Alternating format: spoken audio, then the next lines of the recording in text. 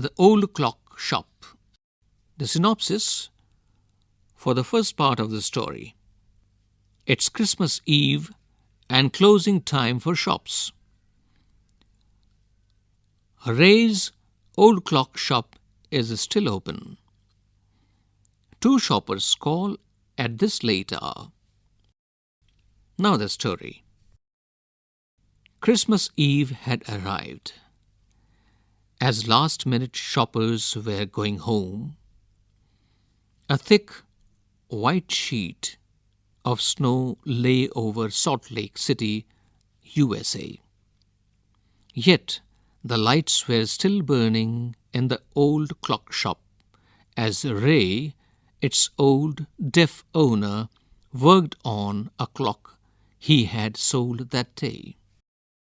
Page number 12.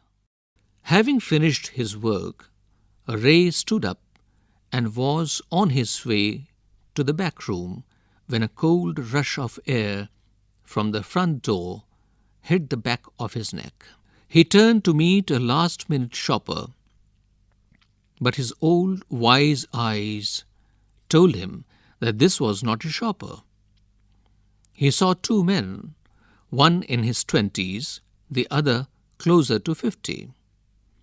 The younger man remained at the door.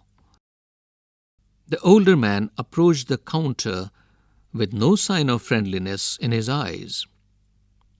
Ray was able to hide his growing fear as he slowly pushed a notepad and a pencil across the counter. He smiled at the unfriendly face, then pointed to his ears and shook his head from side to side.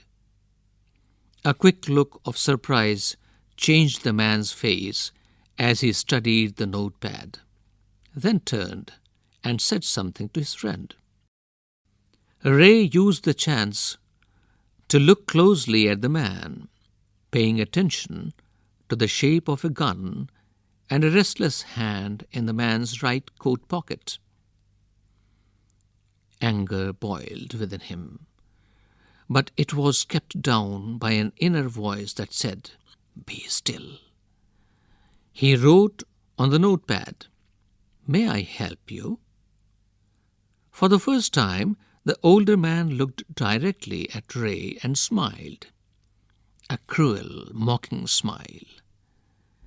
They both understood why he was there, why his friend remained at the door. They looked like men who were down on their luck and were now ready to try something they would later be sorry about. Now the synopsis for the next part of the story. Ray knows that his visitors are in need. He accepts an old watch in exchange for a good sum of money.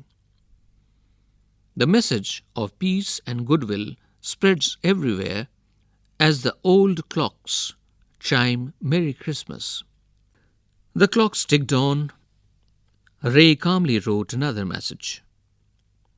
"Have you come to pick up a clock or watch?" Then he pointed to the lone board filled with hanging clocks and pocket watches. Page number 13.